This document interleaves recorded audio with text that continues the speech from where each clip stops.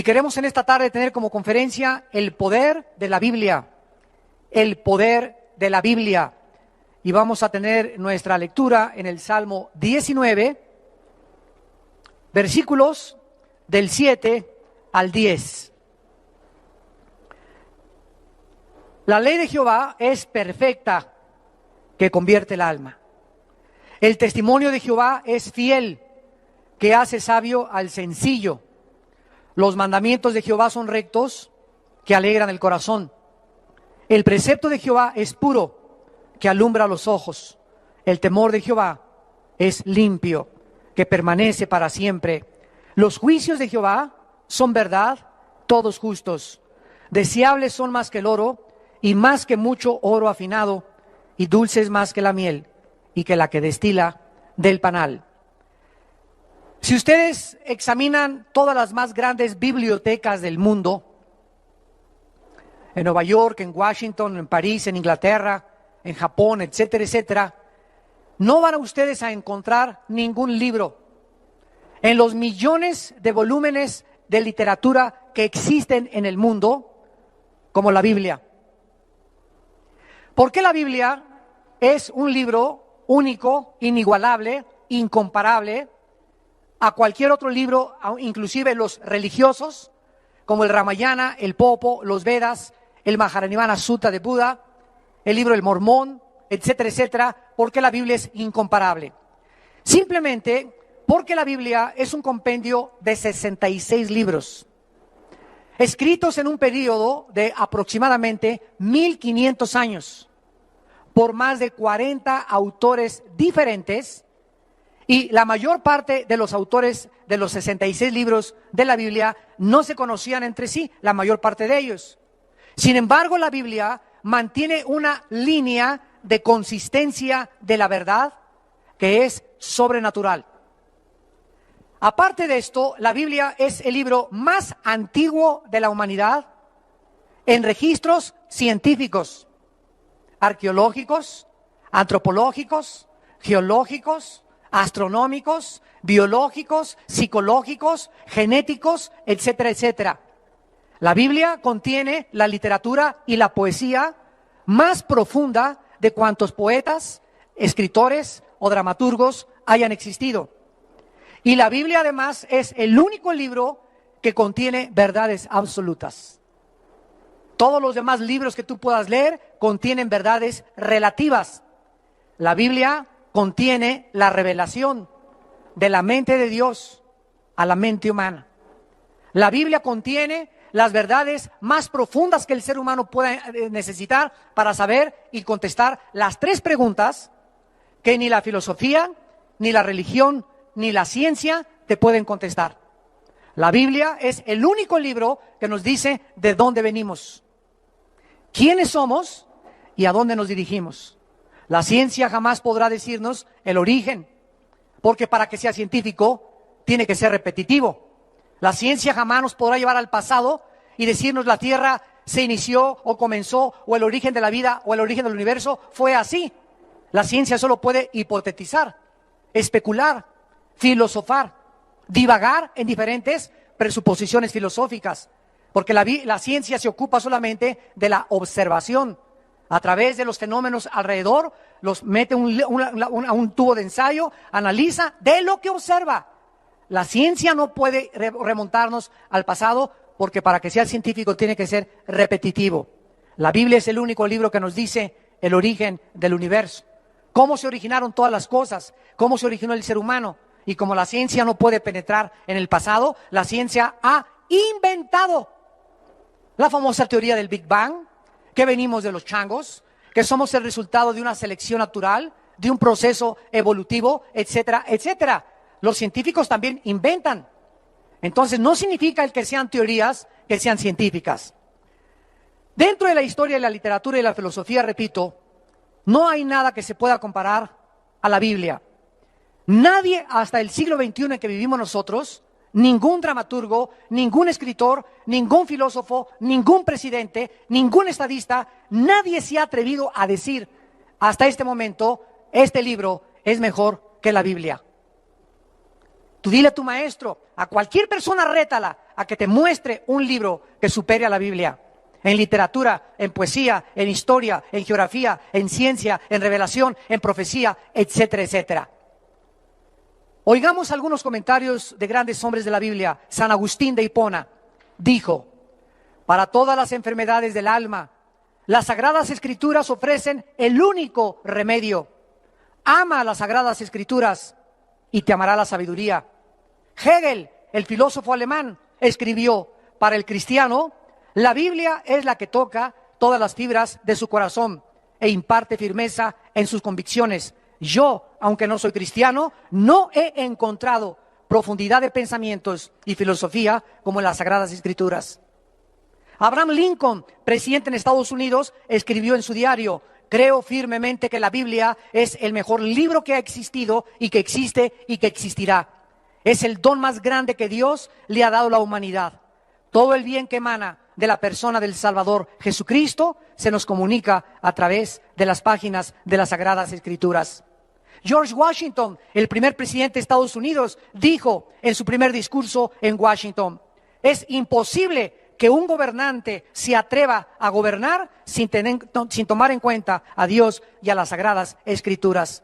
Emmanuel Kant, otro filósofo que introdujo la razón pura, dijo: la Biblia para el pueblo es el mejor beneficio que la raza humana haya experimentado. Todo intento de desprestigiarla es un crimen contra la humanidad. Isaac Newton, el gran físico matemático, dijo: existen más señales de autenticidad en la Biblia que en la historia profana de la humanidad. Esta es la razón por la cual Jesucristo es mi Señor y Salvador. Isaac Newton era cristiano, Blaise Pascal era cristiano, Luis Pasteur era cristiano y la mayor parte de los científicos antes del siglo XX fueron cristianos. Pero no fue hasta el siglo XX cuando surgieron el mayor número de ateos. Y paralelamente a que el siglo XX fue el siglo donde más descubrimientos científicos y más avances tecnológicos la humanidad ha tenido, fue el siglo donde más ateos ha tenido la historia, como Sigmund Freud, Carlos Marx, Carlos Darwin, Friedrich Nietzsche, Ingersoll, Hitler, Jean-Paul Sartre, Carlos Sagan, etcétera, etcétera. ¿Por qué? Porque el hombre en el siglo XX se ensoberbeció por los inventos, por la tecnología y por la ciencia que hemos alcanzado. Vamos pues ahora a la segunda carta del apóstol Pedro, capítulo 1, y comencemos a estudiar la inspiración en primer lugar de la Biblia. Porque la Biblia, damas y caballeros, no es un libro que haya sido escrito por la voluntad humana. Síganme con mucho cuidado. Los escritores de la Biblia como Moisés, David, el apóstol Pedro, Lucas, el apóstol Juan, el apóstol Pablo, no tomaron libros o pergaminos y comenzaron a escribir de su imaginación o lo que ellos creían, sino que cuando juntamos los 66 libros de la Biblia, escritos en un periodo de 1500 años, donde la mayor parte de los autores eran pescadores, obreros, carpinteros, reyes, estadistas, profetas, y casi ninguno se conoció entre ellos, encontramos que todos ellos hablan de lo mismo, que la consistencia de sus pensamientos es como si alguien los hubiera dirigido para que el tema central de sus pensamientos fuera la persona del Hijo de Dios. Porque desde el Génesis hasta el Apocalipsis, el mensaje central de la Biblia es la persona de Jesucristo, el plan de Dios para la salvación en el Cordero de Dios que quitó el pecado del mundo. La Biblia entonces no es un libro que se pueda interpretar privadamente. Esta es la razón por la cual existen las sectas. ¿Qué es una secta? Un grupo determinado de personas que tienen un líder y que el líder lee Apocalipsis y dice: no, yo creo que estas cabezas son las cabezas del chupacabras. O no, yo creo que estos los 7 espíritus significan las 7 demonios que salieron no sé de dónde. Y pues yo creo que esto significa aquello y el otro. Y cuando la gente comienza a interpretar la Biblia de acuerdo a lo que yo creo, a lo que yo me imagino, es cuando comenzamos a proferir herejías. Cuando comenzamos a salirnos totalmente del camino, y por eso se forman las sectas. Por ejemplo, ahorita en Puerto Rico hay un hombre que se llama José Luis Miranda y que dice que es el anticristo. 100,000 personas se han marcado ya con el símbolo del 666. ¿Quieren ustedes ver esto? Métanse a internet en la página creciendoenlagracia.com. Creciendoenlagracia.com. Ahí sale este hombre, sus mensajes, nada más que no le vayan a mandar cartas, no se queden ahí. Y ahí vas a ver cómo se está marcando la gente de su iglesia, más de 100,000 personas. ¿Cómo puede la gente creerle que esa persona diga que él es el anticristo? Que no existe la verdad, que no existe el infierno, que no existe el cielo, que no existe el pecado. Todo esto, ¿por qué? Porque la Biblia la interpretaron privadamente. Y en 2 de Pedro, capítulo 1, versículo 19 al 21, el apóstol Pedro nos lo explica. 2 de Pedro, capítulo 1, versículo 19. Tenemos también la palabra profética más segura, a la cual hacéis bien en estar atentos como a una antorcha que alumbra el lugar oscuro, hasta que el día esclarezca y el lucero de la mañana salga en vuestros corazones. En primer lugar, se nos explica que en medio de tantas tinieblas, de tantas filosofías, de tantas sectas, de tantos falsos profetas y de tantos falsos líderes religiosos, la única luz es la Biblia. Haríamos bien en estar atentos a la Biblia hasta que el día esclarezca. ¿Cuándo es este día? Cuando Jesucristo regrese por segunda vez. Mientras Jesucristo regrese al mundo, la única luz que tiene la humanidad es la Biblia. Y haríamos bien en estar atentos a ella como a una antorcha, porque es la única luz, el único libro que nos revela la verdad. Dice el versículo 20, entendiendo primero esto. Es importante comprenderlo, que ninguna profecía de la Escritura es, ¿qué dice? De interpretación privada. No hay nada que podamos tomar de la Biblia y yo interpretarlo a mi manera, porque nunca la profecía fue traída, aquí está, por voluntad humana. Entonces, ¿cómo fue escrita la Biblia? Los santos hombres de Dios hablaron siendo inspirados por el Espíritu Santo. La Biblia, pues, es un libro inspirado por Dios. La palabra inspirado significa dentro, soplar. Entonces, cuando hablamos nosotros de inspiración, estamos hablando que Dios sopló en Pedro, sopló en David, sopló en las personas que estaban escribiendo los libros, sus pensamientos de Él, de Dios. Por ejemplo, David escribió el Salmo 22 y comienza David en el Salmo 22, Dios mío, ¿por qué me has desamparado? Él no sabía que estaba escribiendo lo que 1000 años después en la cruz Cristo iba a expresar antes de morir. Lama sabactani, ¿por qué me has desamparado? Y continúa el Salmo 22, horadaron mis manos y mis pies, sobre mi ropa echaron suertes, mi corazón fue derretido como la cera. Comienza David a describir 1000 años antes de la crucifixión de Cristo. El profeta Isaías comienza a escribir porque un niño nos es nacido y su principado sobre su hombro y su nombre se llamará Emmanuel, príncipe de paz, etcétera, etcétera. Estaba describiendo el carácter y los nombres del Hijo de Dios. Miqueas comienza a escribir en el capítulo 5, porque tú, Belén Éfrata, la más pequeña de ser las aldeas de Judá, de ti saldrá el Salvador. ¿Cómo supo 650 años antes Isaías que en Belén iba a nacer el Mesías?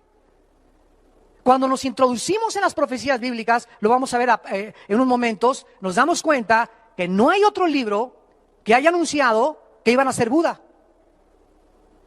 que iban a ser Mahoma, que iban a ser Walter Mercado, que iban a ser tu gurú, o el Dalai Lama, o David Koresh, o Jim Jones, o el fundador de los mormones, o el fundador de los testigos de Jehová, o el fundador de los sabáticos. Pero la Biblia hablaba claramente el futuro que vendría el Hijo de Dios con claridad de detalles. La Biblia no fue traída por voluntad humana, sino los santos hombres de Dios hablaron inspirados por el Espíritu Santo. Y esto significa, en tercer lugar, que la Biblia para que la podamos interpretar, necesitamos al que la escribió. ¿Verdad? ¿Quién es el autor de la Biblia? El Espíritu de Dios. Entonces, si yo vengo a la Biblia, aunque yo sea físico, matemático, literato, dramaturgo, doctorado en ciencias políticas, doctorado con 3 o 4 títulos académicos, soy muy inteligente y tengo 3 premios Nobel inclusive, de medicina o de astronomía o de ciencia o de matemáticas o lo que sea. Cuando yo vengo a la Biblia y no tengo dentro de mí al autor de la Biblia, al Espíritu Santo, mi inteligencia humana no me sirve. Porque comienza a chocar con algo que no es de los hombres. Son pensamientos tan elevados que para mi mente es locura. Vayamos a 1 Corintios 2. 1 Corintios capítulo 2.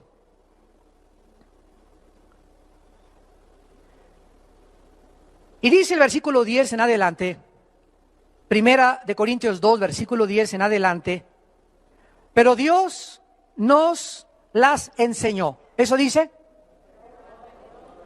La Biblia se revela. La Biblia viene a la mente humana por revelación. Miren, la mente humana tiene un límite, porque somos finitos. Por eso Friedrich Nietzsche, Jean-Paul Sartre, Adolfo Hitler y los grandes ateos se han vuelto locos al final de su vida, porque no entendían a Dios y lo querían entender con su mente. Y el razonamiento y las conclusiones filosóficas humanas no sirven para cruzar esta línea a donde llega el límite o la finitud de la inteligencia o del intelecto humano. Para cruzar el intelecto humano y el razonamiento humano y poder trasladarnos a la dimensión donde la mente natural no puede comprender las cosas que son más allá de la mente natural, necesitamos que de este mundo dimensional, espiritual, entre alguien a nuestra mente y nos revele el mundo que trasciende mi capacidad finita de poder razonar. ¿Capisce?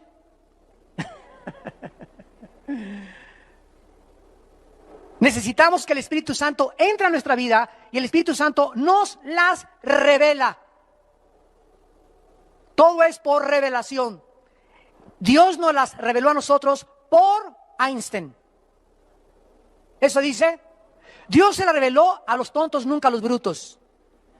¿Eso dice? Dios nos la reveló a nosotros por el Espíritu, porque el Espíritu todo lo escudriña aún lo profundo de Dios. O sea, el Espíritu Santo que inspiró la Biblia y le sopló los pensamientos y guió la pluma de los escritores de la Biblia, es el único espíritu de los millones de espíritus que existen en el universo y en el mundo invisible, es el único espíritu que conoce la verdad. Se le llama el Espíritu Santo o el Espíritu de verdad. Entonces, si tú no tienes a ese espíritu y tienes al espíritu de Walter Mercado, y tienes al espíritu de Cuauhtémoc, y tienes al espíritu de un demonio, estás engañado. Y por eso la humanidad está engañada. A Hitler se le metió otro espíritu que no era el Espíritu Santo, y el espíritu que se le metió a Hitler le dijo: tú puedes crear una super raza, la raza aria. Ustedes los alemanes son los más grandes, excelsos y magníficos de todos los seres humanos. Los judíos son ratones, los negros no sirven para nada, los que nacieron con defectos físicos, mátenlos a todos, que sobreviva la única raza, la raza aria. Y además tú vas a gobernar 1000 años. ¿Qué fue lo que le pasó a Hitler? Que antes de que pudiera confrontar su derrota cara a cara, se suicidó. ¿A qué espíritu le vas a escuchar tú la verdad? Esa es la pregunta. ¿A quién le vas a creer? Dice el versículo 11 de 1 Corintios 2. Porque ¿quién de los hombres sabe las cosas del hombre, sino el espíritu del hombre que está en él? Así tampoco nadie conoció, ni conoce, ni conocerá las cosas de Dios, sino el Espíritu de Dios. Este fue el grave error del doctor psicólogo, padre de la psicología, Sigmund Freud. Este hombre, igual de niño, sus papás le enseñaron la Biblia. Y comenzó Freud en su juventud a rechazar la Biblia. Y comenzó a creer que en sus pensamientos se encontraba la verdad. Y comenzó a interesarse en la conducta del ser humano. Entonces comenzó a hacer experimentos con personas enfermas de neurastenia. Y Sigmund Freud dijo, he descubierto que el ser humano tiene una mente inconsciente, un subconsciente y una mente que no se puede penetrar más que a través del inconsciente. Entonces comenzó a usar el hipnotismo para que la mente consciente pasara al nivel del inconsciente y se formara en el subconsciente los problemas que él creía que conscientemente desarrollaba la conducta normal. Y cuando Freud comenzó a meterse a la psique, a la mente humana, trató él de componerla en el estado inconsciente, o sea, hipnotizados, trató de sanarlos. Y comenzó a darse cuenta que sus experimentos fracasaban y fracasaban y fracasaban. Atribuyó la mayor parte de los problemas a la sexualidad infantil. Y su esposa dice que a la 1 o 2 de la mañana se levantaba empapado en sudor, gritando. El padre de la psicología era un neurótico, neurasténico, psicótico, y gritaba que tenía apariciones y que se le aparecía hasta el chamuco de Tepoztlán ahí enfrente de su recámara. Y así murió en esa neurosis, porque rechazó la palabra de Dios. Si hubiera leído 1 Corintios 2:11, hubiera descubierto que el problema humano no está en la psique. Pero él se creyó Dios para conocer al ser humano, y solo la Biblia nos revela que somos un espíritu. Tenemos un alma y vivimos dentro de un cuerpo. Porque solo el Creador nos puede decir y revelar de qué estamos hechos. Si tú tienes un carro Volkswagen, no vayas a la Ford a preguntarles cómo hicieron el Volkswagen, porque ellos no van a saber. Si quieres saber cómo hicieron el Volkswagen, pregúntale a los que diseñaron, a Fernando Porsche, que fue el primero que diseñó los Porsche y los Volkswagen en 1942 en Alemania. Si quieres preguntar a los carros Ford, pregúntale a Henry Ford, que fue el que inventó el primer modelo carro Ford en 1902-1903. Si tienes dolor de muelas, no vayas con el ginecólogo. Y si tienes un problema mental, no vayas con el psiquiatra ni con el psicólogo, ven con Dios. Porque el problema no está en tu mente, es más profundo que la mente, trasciende la mente, está en algo que nadie conoce más que Dios y se llama el Espíritu. Y dice aquí el versículo 11, ¿quién de los hombres sabe las cosas del Espíritu? Nadie. ¿Cómo podemos introducirnos al Espíritu de una persona cuando ni siquiera conozco mi propia personalidad? Entonces yo tengo que preguntarle al Creador, al que nos hizo, Señor, ¿qué problemas hay? ¿Por qué pienso así? ¿Por qué me comporto así? ¿Qué solución hay? ¿Qué medicina hay? Los hombres no tenemos la solución para nuestros problemas. La solución y el remedio viene de Dios, de nuestro Creador. He venido, dijo Cristo, a sanar a los quebrantados de corazón, a darle vista a los ciegos, a sanar a los enfermos, a los contritos de espíritus y a los quebrantados. Yo amo, dice el Señor. Y dice el versículo 12, y nosotros, aleluya, gloria a Dios, no hemos recibido el espíritu del mundo, sino el espíritu que proviene de Dios, para que sepamos lo que Dios nos ha concedido. ¿Qué espíritu tienes tú que me estás escuchando? No hay en tu vida, escúchame. Cualquiera de ustedes que haya venido en esta mañana, quiero decirles algo, no hay en tu vida más que uno u otro espíritu. O tienes el espíritu del mundo y piensas como el mundo y oyes al mundo y actúas como el mundo y le crees al mundo, o tienes el espíritu de Dios y oyes a Dios y sigues a Dios, porque Jesús dijo, mis ovejas oyen mi voz y me siguen.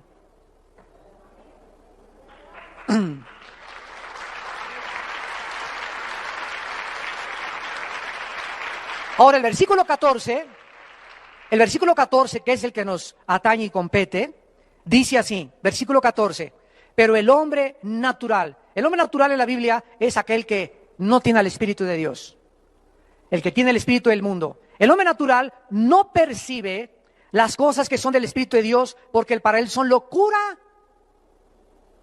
y no las puede entender, porque se han de razonar, dice, no, dice se han de discernir. Y por eso escuchas tú en la televisión y en Discovery Channel y en History Channel y los comentarios en televisión y aquí la Biblia. Yo no entiendo cómo puede un Dios justo mandar matar a los cananeos, y esto es una contradicción. Y aquí la Biblia, yo no entiendo que el infierno, y comienzan a tratar de atacarla, agredirla, porque el hombre agrede y ataca lo que no entiende. ¿Por qué no la entienden? Porque no tienen al Espíritu de Dios. Y creen que con su mente intelectual y sus conocimientos científicos y literarios pueden ellos interpretar y conocer los pensamientos de Dios. Pero para ellos es locura, porque las cosas de la Biblia no se razonan, se tienen que discernir. Escribe la palabra discernir. Significa distinguir entre la luz y las tinieblas. Discernir significa distinguir. Es una capacidad espiritual para poder distinguir entre el bien y entre el mal, entre la luz y las tinieblas, entre la verdad y entre el error. Entonces llega una persona y te dice: yo soy homosexual. ¿Y qué? Gobierno, respeten mis derechos, háganme una ley, por favor, para que me pueda casar con Pepe. Y el gobierno, híjole, aquí la mayoría, y ya son como 10,000, ¿verdad? En México, y si hay votos, vamos a tener que contar con ellos. Vamos a modificar esto porque nos conviene arreglar esto. Y comienzan a legislar cosas que van en contra de la moral de Dios. Y esta persona te dice: es que tú no puedes a mí juzgarme, yo soy homosexual y es mi estilo de vida y me tienes que respetar porque así nací. Eso es lo que le dice su mente. Yo a estas personas les contesto y les digo: ve y párate un espejo y bájate los chones y ve qué te dice el espejo.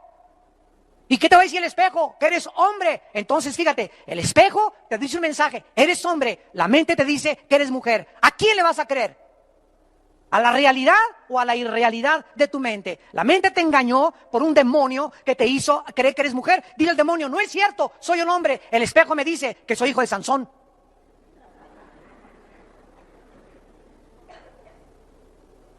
Las mentiras de los espíritus que tratan Britney Spears, Madonna, Elvis Presley, cantantes, deportistas, estadistas, políticos, engañarlos y distorsionar totalmente los pensamientos que Dios tiene para nuestra vida. Dios me dice: eres hombre, te crié con órganos masculinos reproductivos para que seas viril, para que seas no macho, ¿verdad? Sino para que seas una persona que puedas velar por tu familia, para que te puedas enfrentar a la sociedad. Te di capacidades que a las mujeres no les di. No trates de hacer así las manitas cuando te puse manos duras. Ni camines quebrado, camina como soldado. Pero algo en tu mente te ha hecho creer que camines como aleluya, como alelí. Te duelen las manos como mariposón.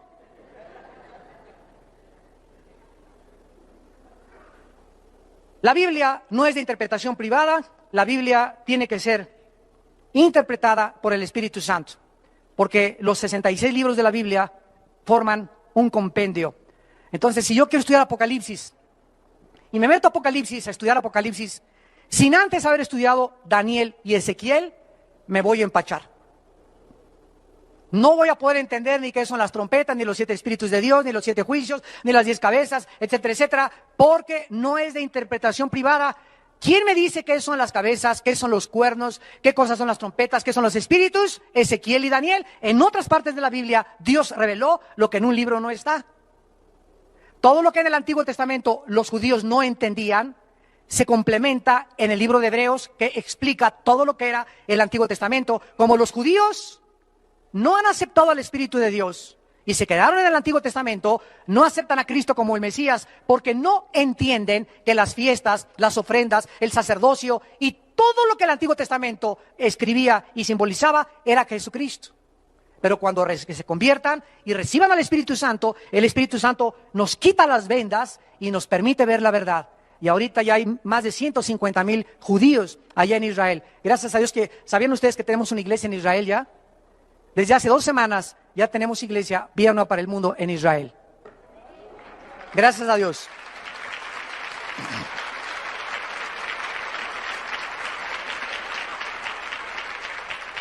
Vayamos a 2 de Timoteo, capítulo 3. 2 de Timoteo, capítulo 3. Ya tenemos a una pareja con 3 hijos y un misionero en Israel, sostenidos por Vida Nueva, gracias a Dios.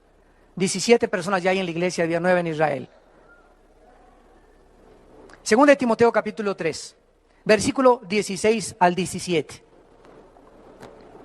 2 de Timoteo 3, 16 al 17. Toda la Escritura, no algunas partes, toda la Escritura es inspirada por Dios. Hace 3 años tuve un debate en Radio Red con un hombre llamado Gutiérrez Vivó contra 2 jesuitas. Y pues vieron que entré a la cabina con la Biblia. Se comenzaron como a poner nerviosones. Y me dice uno de los jesuitas, es que yo nada más creo en algunas partes del Nuevo Testamento. Y le dije, ¿en cuáles partes cree usted del Nuevo Testamento? Pues las partes que les convienen a ellos, ¿verdad? Y me dice, porque hay muchas cosas del Antiguo Testamento, que yo no creo. Y le dije, qué lástima, y le leí este versículo. Porque toda la Biblia dice la Biblia que es inspirada por Dios. Y Jesucristo, cuando vino al mundo, antes de morir, comenzó a caminar con los discípulos por la playa y les dijo, oh insensatos y tardos en entender lo que los salmos, Moisés y los profetas escribieron de mí. Y dije, esto está escrito en el Evangelio de Lucas. Y Cristo está autenticando y está validando el Antiguo Testamento. Entonces, si usted me dice que no cree en el Antiguo Testamento, tampoco cree en Jesucristo, porque Jesucristo dijo que el Antiguo Testamento hablaba de él. La gente habla lo que no sabe. Dice la Biblia que se corrompen como animales irracionales. Y se ponen a discutir cosas que no entienden. Y se creen sabios en su propia opinión. Y profesando ser sabios, se hacen necios. Toda la Escritura, dice 2 Timoteo 3, toda la Escritura es inspirada por Dios y útil. Y escuchen para qué Dios nos dejó la Biblia. Para enseñar, número 1. 2, para redarguir. 3, para corregirnos. 4, para instruirnos con el propósito de que seamos maduros. Lleguemos o alcancemos la madurez. En primer lugar, la Biblia nos enseña. ¿Qué nos enseña la Biblia? ¿De dónde venimos? ¿Quiénes somos? ¿A dónde nos dirigimos? Nadie más que la Biblia me puede enseñar quién soy. ¿De qué estoy formado? ¿Por qué nací? ¿Cómo se originó el universo? ¿A dónde va mi vida? ¿Hay vida después de la muerte? Solo la Biblia me puede decir. ¿Y cómo es la vida después de la muerte? Solo la Biblia me lo puede decir.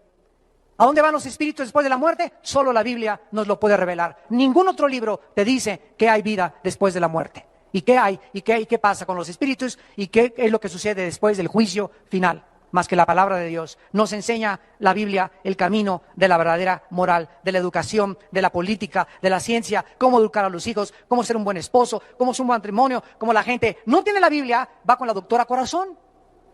Va con Walter Mercado, va con el psiquiatra, va con el psicólogo, va con la comadre, va con la suegra. Enséñame a educar a mis hijos. Mi hijo tiene un problema. ¿Me puedes dar un consejo, comadre? Y tu comadre es hasta atea. Tenemos la palabra de Dios más segura para poder estar atentos a ella, porque ella es nuestro maestro. En segundo lugar, nos redarguye. Esto significa nos convence. Haz de cuenta que este es el camino por el cual caminamos. La Biblia me va enseñando cómo portarme, cómo ser ciudadano, cómo ser padre, etcétera, etcétera. Y cuando me trato de salir del camino, es la Biblia la que me redarguye. O sea, me convence dentro del Espíritu Santo que lo tengo dentro. Armando, vas mal, vas mal, vas mal, vas mal. Regrésate al camino. La Biblia nos convence. Cristo dijo, cuando el Espíritu venga, Él los convencerá de pecado. Tú no puedes convencer a tu esposo, ni a tu hijo, ni a tu vecino, ni a tu suegra de pecado. Tú le puedes decir a una persona, eres un borracho, parrandero, te vas a ir al infierno. Mira, hijo, no vayas a esa discoteca porque te vas a ir al infierno. Dile lo que le digas a la gente. La única persona que puede convencer a alguien de pecado es el Espíritu Santo.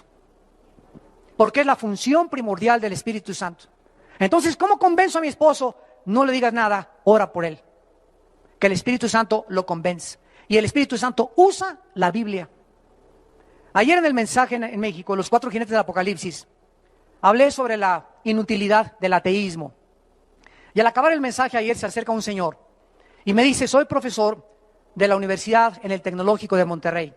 Y he sido ateo durante 37 años. Su esposa venía con él llena de lágrimas, era cristiana, 3 hijas muy lindas que tenía, jóvenes todas, también cristianas. Y habían estado orando por su papá durante 7, 8 años. Que tenían de convertidos más o menos. Y me dice, hoy por primera vez quiero comenzar a leer la Biblia. Estoy convencido ahora que soy un soberbio y que he rechazado a mi familia, ya hasta me quería ir con otra mujer y dejar a toda mi familia, y quiero hoy verdaderamente conocer la palabra de Dios y seguir a Jesucristo. Y estaba su esposa llena de lágrimas, llorando, las muchachas también, pero vean ustedes, ¿quién fue lo que lo convenció a este hombre que fue a un desayuno para que le entregara su vida y cambiara radicalmente su vida en menos de 10 o 15 minutos la palabra de Dios? Por eso cuando tenemos desayuno les decimos a ustedes, traigan personas no cristianas. Trae a tu abuelita, trae al jefe de tu trabajo. Si tienes carga por alguien de tu familia, invítalo. Solo oyendo la gente la palabra de Dios se puede convertir. Porque el Espíritu Santo usa la Biblia. No usa la sabiduría humana, usa la Biblia. En tercer lugar, la Biblia nos corrige. No solamente nos convence regresar, sino que nos enseña cómo regresar al camino. ¿Eres cristiano? ¿Eres cristiana? ¿Tienes al Espíritu Santo y te caíste ayer del caballo? ¿Te caíste hace una semana del caballo? ¿Fornicaste con tu novio hace 3 días?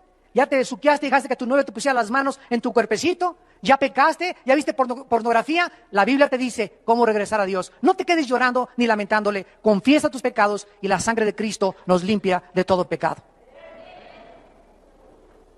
No te quedes ahí tirado como Judas, que se pegó un tiro y se suicidó. Se ahorcó. Ni yo soy perfecto. ¿Ya ven? Claro. En cuarto lugar, dice la Biblia, en cuarto lugar, que nos instruye, no solamente nos convence para regresar al camino, nos redarguye cómo regresar al camino, sino que nos instruye, o sea, nos enseña cómo mantenernos en el camino.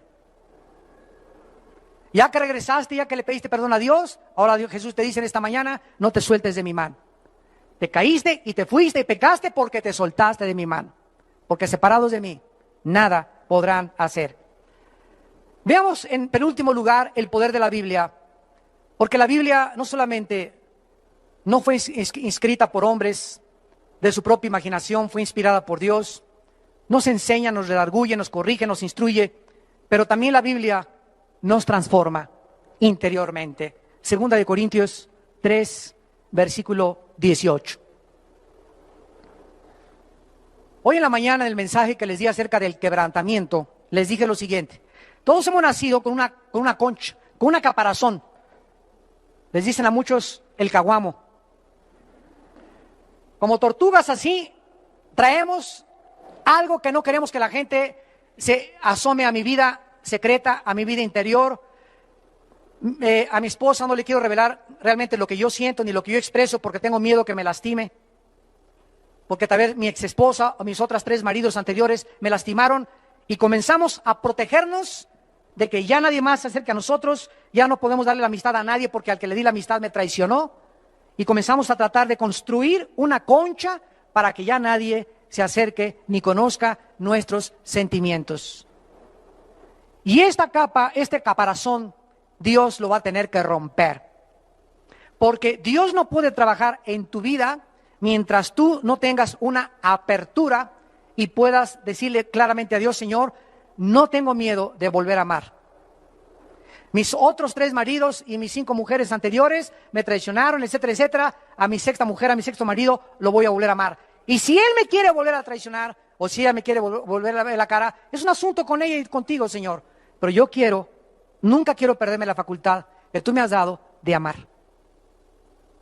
Porque cuando amamos es cuando somos felices. Y el amor no es interesado, el amor no tiene envidia, el amor no es indecoroso, el amor no busca lo suyo, todo lo sufre, todo lo espera, no guarda rencor. Entonces, no necesitas ser feliz si te aman o no te aman. Tú puedes, aunque no eres amado, ser feliz, porque nuestra felicidad no depende del que nos ama, sino de Dios. Y si tú sabes si Dios te ama y la gente no te ama, no dependes para ser feliz de la demás gente. Porque toda la vida serías infeliz, porque estamos rodeados de lobos, de coyotes y de hienas, y de mazacuatas y cascabeles. Por tanto, según de Corintios 3:18, nosotros todos, mirando a cara descubierta, como en espejo la gloria del Señor, somos, ¿qué dice? Transformados de gloria en gloria, en la misma imagen, como por el Espíritu del Señor. Vean ustedes, mirando, al mirar la Biblia, no dice mirando Calimán, ni las telenovelas, mirando con un espejo la gloria en la Biblia, al mirar la Biblia, al leer la Biblia, al meditar la Biblia, al memorizar la Biblia, algo internamente está sucediendo en tu vida y en mi vida. Y esto, algo que está sucediendo, cada vez que leo la Biblia, que la oigo, que la medito, me está cambiando, me está transformando. La palabra metamorfosis, cambio de forma internamente. Por afuera cada vez más canas, más arrugas, el corazón late menos, el hígado, los riñones, por afuera todo se está deshaciendo. Pero por dentro, dice la Biblia, nos estamos renovando, transformando, porque pronto nos vamos a salir como los gusanos y como el gusano de seda y la mariposa de este caparazón, y el cuerpo viejo tirado se va a quedar en la tumba, y aquel que estaba siendo renovado va a salir para volar eternamente con el Señor. Imagínate cuando mueras, no puedas ni hacer así. Porque nunca transformaste, nunca cambiaste tu vida interior, siempre, y siempre amargado, y siempre con problemas, y nadie me hizo feliz, y nadie me quiere, y no me rechazan, me dicen Anita la huerfanita. Y nunca entendiste lo que dice en 2 Corintios 4, versículo 7, ahí mismo. En el versículo que sigue, el capítulo que sigue, 2 Corintios 4, 17, pero tenemos este tesoro en vasos de barro para que la excelencia del poder sea de Dios y no de nosotros. Y dice el versículo 16 y 17, por tanto, no desmayamos. ¿Tienes al Espíritu Santo? ¿Tienes al Espíritu Santo? ¿Saben ustedes cuál es una de las indicaciones que una persona tiene al Espíritu Santo? No se rinde. No se da por vencida. Ya te cachetearon, ya te traicionaron, ya te calumniaron, ya te abandonaron, ya te dejaron, sigues en tu caballo. Tututum, tututum, tututum, tututum, tututum. Y te vas cayendo en el caballo y te subes otra vez al caballo. Y te andan tumbando el casco de la salvación y te lo vuelves a poner otra vez. Y se te cayó la fe, lo recoges otra vez. Un soldado de Dios nunca se queda en el suelo. Porque el espíritu que Dios nos ha dado no es un espíritu ahí está. No tenemos miedo a la vida. Es verdad que muchas veces tememos y nos desanimamos, pero no nos dejamos abatir por el desánimo y desmayados, y ya no puedo, y me dicen Gutierritos, ya no voy a hacer nada en la vida, yo de aquí ya no me voy a levantar, ya no voy a encontrar nunca esposo, ya nunca voy a encontrar novio, ya me dicen Betty la fea.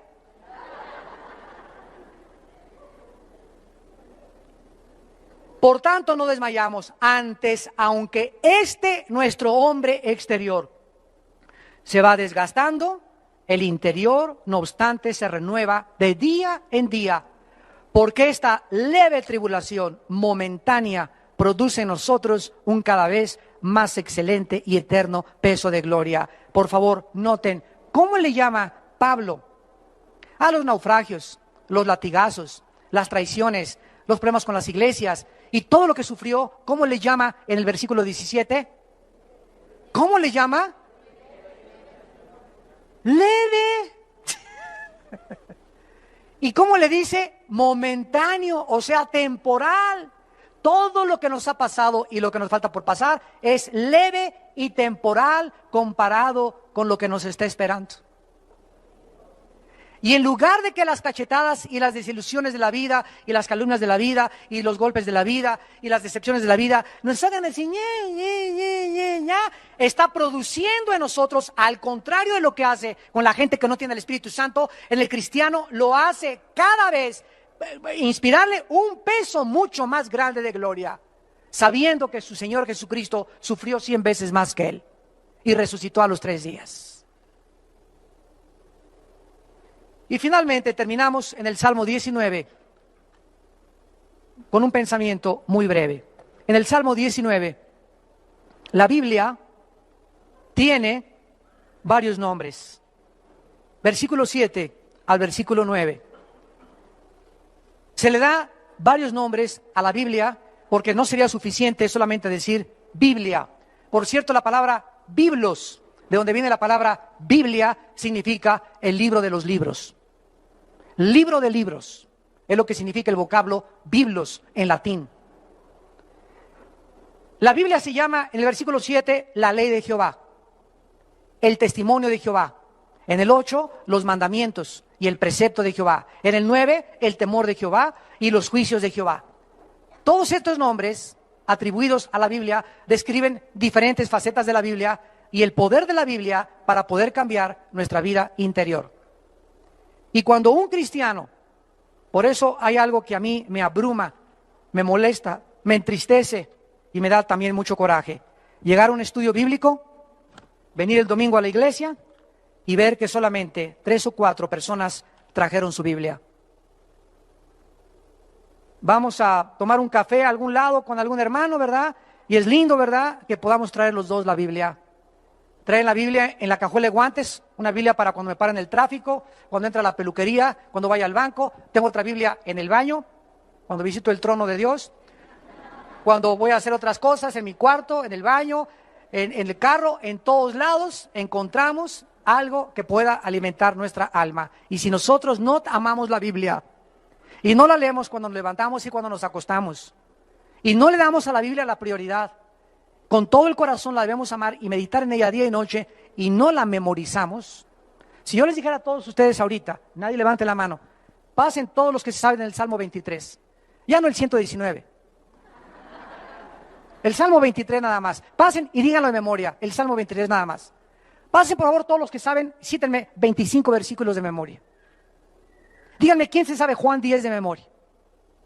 Díganme ustedes, ¿cuántos de ustedes han memorizado 10 versículos del Salmo 119? ¿Cuántos de ustedes pasarían al frente? No levanten la mano. Pero examina tu corazón en esta mañana y estás jugando al cristiano. O tomas a Dios en serio y tomas su palabra para que el poder de la palabra te pueda transformar, o seguirás en el desierto muchos años diciendo cristiano, pero jamás experimentaste el poder de Dios, de la Biblia, en tu corazón. Oremos. Señor, te damos gracias porque la Biblia es perfecta. Ella convierte nuestra alma. La Biblia es fiel, nos hace sabios. La Biblia es recta, nos alegra el corazón. La Biblia es pura, no hay nada que la pueda manchar, alumbra nuestros ojos. La Biblia es limpia, siempre permanecerá. La Biblia es verdad, tu palabra es verdad, santifícanos en tu palabra. La Biblia es más deseable que el oro y que el dinero y que los millones de dólares, y mucho más deseable que el oro afinado. Y la Biblia es mucho, mucho más dulce que la miel, y que la misma miel que destina del panal. Además, nosotros somos amonestados con la Biblia, y en guardar tu palabra hay grande galardón. Sean gratos, Señor, los dichos de mi boca y la meditación de mi corazón delante de ti. Oh Jehová, roca mía y redentor mío, hazme amar tu palabra más que el oro y más que cualquier cosa en mi vida, porque ella es la que me puede transformar a la imagen de tu Hijo Jesucristo. En esta tarde tal vez haya personas que aún no tienen a Jesucristo, que aún no han comenzado a leer la Biblia como debían leerla, que aún no han entendido la Biblia y ahora has comprendido por qué no la entiendes, porque no tienes al Espíritu de Dios. ¿Qué tengo que hacer? Me preguntarás esta tarde para yo comenzar a leer la Biblia y entenderla y comenzar a caminar de la mano con Dios y experimentar esa seguridad, ese poder, esa dirección, esa esperanza que mi vida necesita. Cree en Jesucristo, dice la Biblia, y arrepiéntete de tus pecados. Arrepiéntete de tus pecados, de la forma en que estás viviendo, del estilo de vida que has adoptado. Reconoce que vives equivocadamente delante de un Dios santo, que Él es el que pone las reglas, no nosotros, de cómo debemos de vivir. No le hagas caso a los pensamientos de cómo vive el mundo, porque no somos dioses ninguno más que Dios. Él es el legislador de la moral, Él es el dador de la ley, Él es el creador de todas las cosas, y solo Él nos puede sanar, cambiar, transformar y darnos el poder de vivir para Él. Cree en Jesucristo, que en la cruz pagó con su sangre por tus pecados y que a los 3 días resucitó de los muertos, e invítala a tu corazón con estas palabras. Ahí desde tu lugar, con tu alma profundamente dolida en este momento por el pecado, dile: Señor mío, perdona mis pecados. Creo que Jesucristo en la cruz pagó por mí y que me has dejado en la vida un manual, un libro de instrucciones de cómo vivir, explicándome de dónde vengo, por qué estoy viviendo en esta tierra y después de mi muerte, qué sucederá. Creo que tu Biblia es la revelación completa que mi vida necesita para alcanzar la madurez, para llegar a la estatura de un varón perfecto, a la estatura de Jesucristo. Te pido, Jesús, que entres a mi vida como mi Señor y mi Salvador, y te pido que me des el poder y la claridad de mente para entender tus pensamientos. En el nombre de Jesús. Amén. Y tú no tienes que salir por esa puerta como entraste. Tú puedes salir en esta tarde tocado por el Espíritu de Dios. La Biblia dice: cuando oigas mi voz, no te endurezcas. Es Jesús el que te está invitando a que vengas a Él. No te invito a ninguna religión. Te invito a que vengas a una cruz donde Él dio su vida por ti y donde Él quiere entrar a tu vida y transformar tu vida a través de la Biblia. Alguien más, antes de irnos y despedirnos, quisiera ponerse de pie y salir con Jesucristo en su corazón. Alguien más.